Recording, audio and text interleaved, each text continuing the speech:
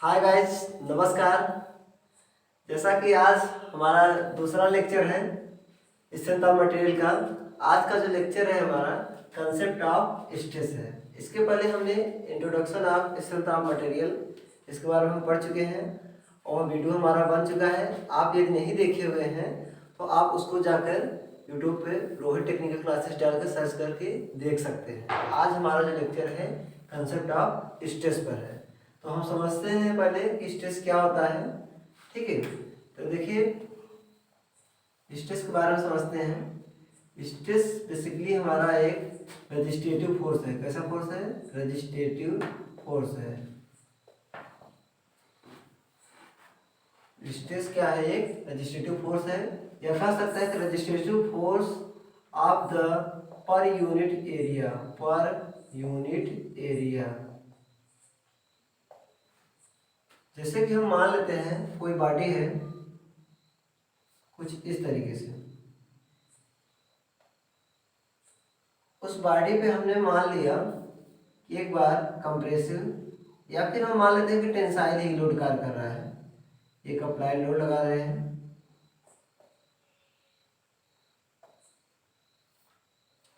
इसमें क्या है? टेंसाइल है। इस पे क्या है? कंप्रेसिव है।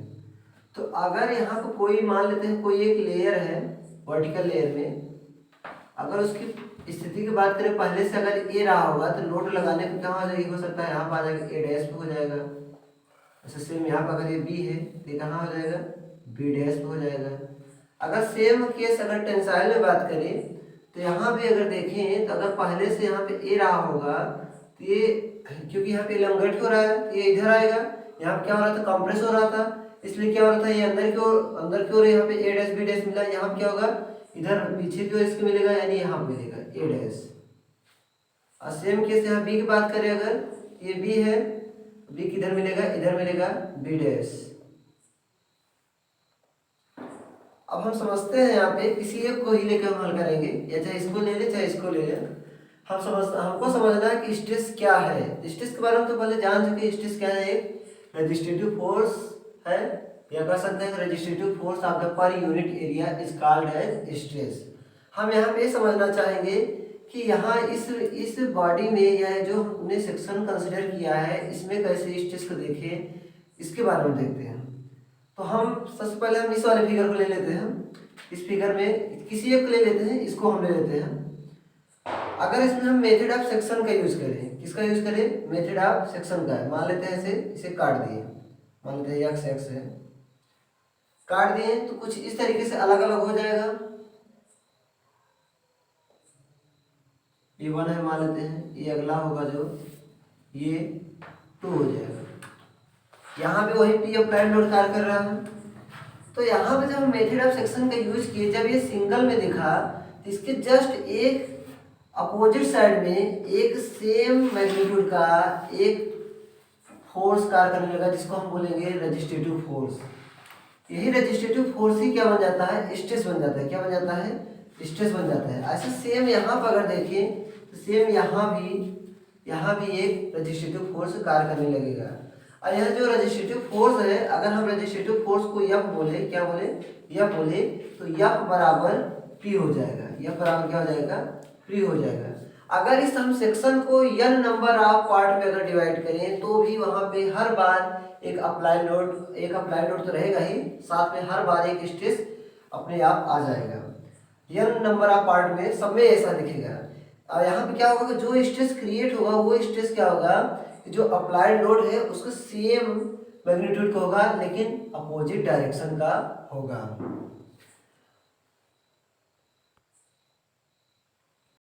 तो देखिए यहाँ पे हमने क्या किया था? मेथड ऑफ सेक्शन यूज करके सेक्शन 1 सेक्शन 2 अलग अलग हमने डिवाइड कर दिया, जिसमें हमने देखा कि एक अप्लाइड लोड के बराबर ही, या कह सकते हैं कि सेम मैग्नीट्यूड का ही, लेकिन डायरेक्शन क्या है? अपोजिट है।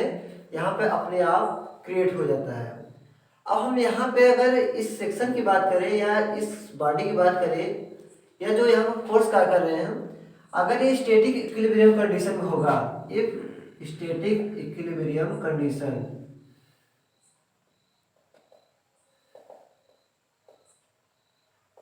अगर एक स्टैटिक इक्विलिब्रियम कंडीशन होगा तो उस समय जो इसमें फोर्स कार्य कर रहा होगा वो एक्स डायरेक्शन में हो या वाई डायरेक्शन में हो या जेड डायरेक्शन में हो, कह सकते हैं एफ एक्स या एफ वाई या एफ जेड, तीनों क्या होगा, जीरो होगा।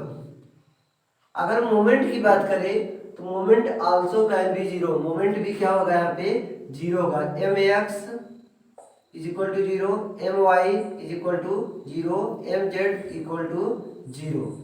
ये कब होगा, जब स्टैटिक इक्विलिब्रियम कंडीशन को फॉलो करेगा। अगर ऐसा कंडीशन अगर इस कंडीशन को फॉलो करता है तभी यह संभव होगा। अब ये यहाँ पे हमने एक्स वाई इसलिए देखा है कि अलग अलग केसेस हो सकते हैं। हमने ये देखा कि जो हमने सेक्शन किया है, जिस हर सेक्शन 1 में सेक्शन 2 में जो कंसिडर की है पार्टी हमने, यहाँ पे जो अप्लाई लोड था सेम उसके अपोजिट डायरेक्शन में एक फोर्स कार्य करने लगता है जो कि अप्लाई लोड के या अप्लाइड फोर्स के बराबर होता है। अगर हम यहाँ पे बात करें, ऐसे हमने बताया कि n नंबर ऑफ पार्ट में सब में इसी तरीके से अलग अलग प्राप्त होगा। अगर इसी किसी एक पार्टी में हम बात करें, जैसे 1 है इसमें P अप्लाई लोड कार्य कर रहा है। अगर किसी पॉइंट पे ही बात करें कि स्मॉल एरिया है, मान लेते हैं डेल्टा ए है, क्या है, डेल्टा ए है।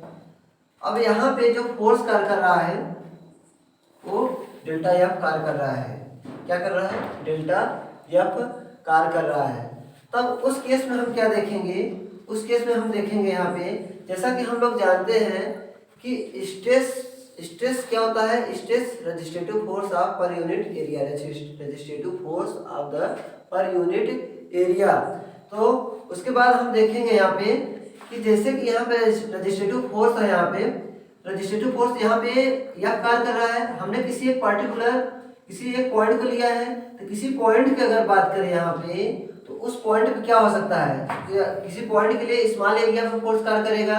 उस समय हम जो स्ट्रेस की बात करें, स्ट्रेस को हम किसमें दिखाते हैं, सिग्मा से। सिग्मा इज इक्वल टू हो जाएगा लिमिट एरिया डेल्टा ए, दिखा दें delta A tending to zero, force upon area.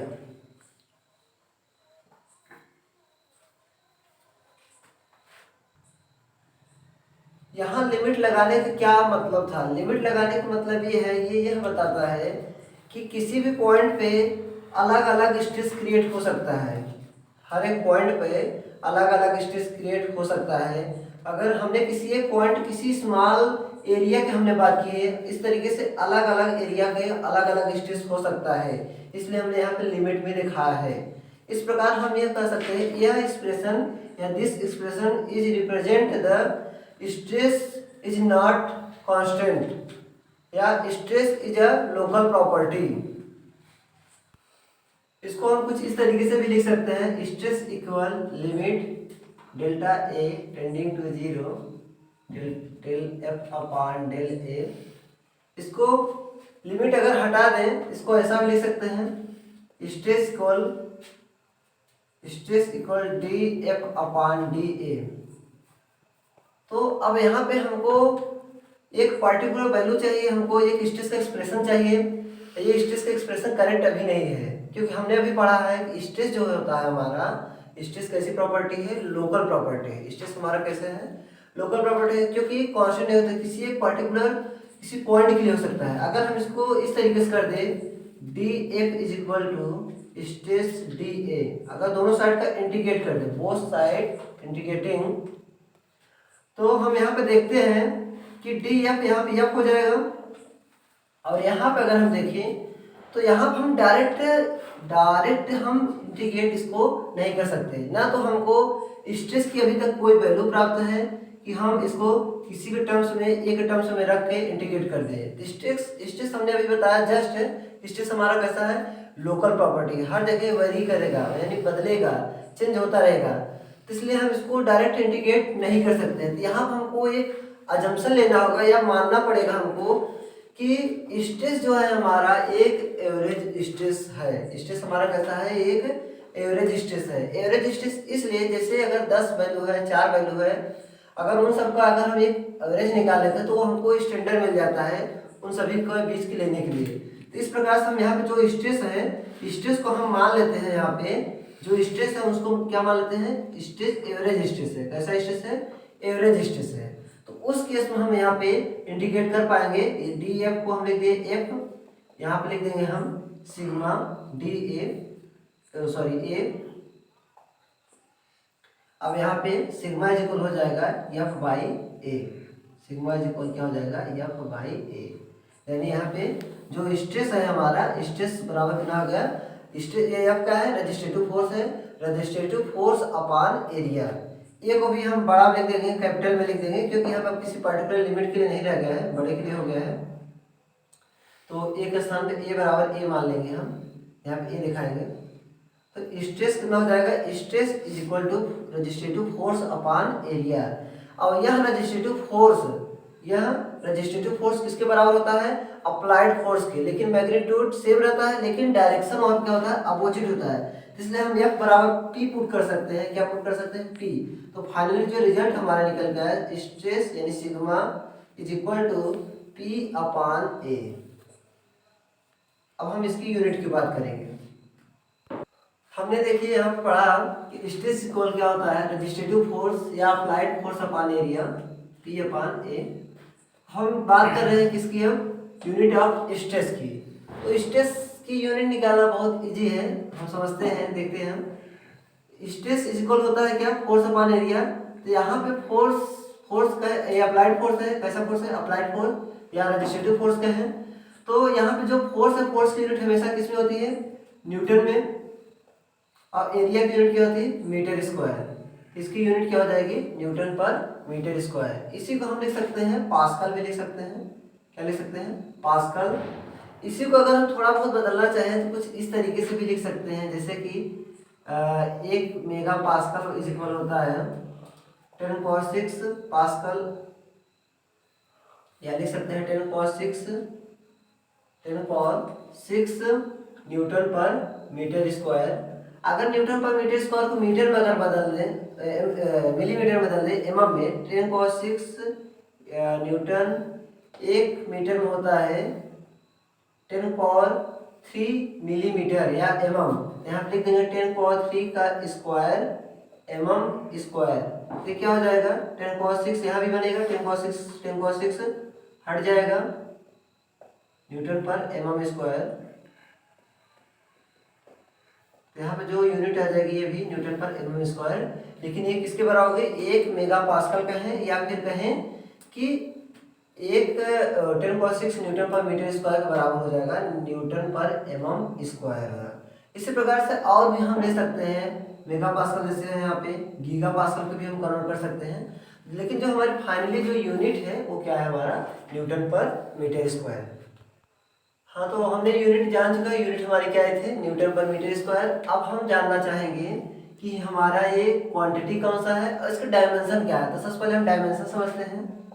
Dimension हम जानते हैं कि यूनिट इसकी क्या है, न्यूटन पर मीटर स्क्वायर। तो न्यूटन की यूनिट जो होती है, डायमेंशन जो होता है, डायरेक्ट चाहे लिख दें या फिर चाहे तोड़ के लिखिए, इसका यूनिट होता है, डायमेंशन होता है ml। न्यूटन क्या बताता है फोर्स के बारे में, mlt-2, और नीचे क्या है L2। तो ये हो जाएगा m, L2 ऊपर जाएगा तो क्या बचेगा L-1 t-2। तो ये जो हमारा क्या हो जाएगा, डायमेंशन है, डायमेंशन ऑफ स्ट्रेस। यहाँ पे क्या आ गया m, L-1 t-2। अगर इस क्वांटिटी की बात करें तो क्वांटिटी हमारी टेंसर क्वांटिटी होती है। कैसी क्वांटिटी होती है, टेंसर क्वांटिटी होती है। ये हमारा कैसा क्वांटिटी होता है, टेंसर क्वांटिटी। क्वांटिटी की अगर बात करें तो क्वांटिटी 3 प्रकार की होती है, क्वांटिटी 3 प्रकार की होती है। एक होता है हमारा 0 डिग्री का या 0 ऑर्डर का, एक होता है फर्स्ट ऑर्डर का, एक होता है सेकंड ऑर्डर का। जो 0 ऑर्डर का होता है उसको बोलते हैं स्केलर क्वांटिटी,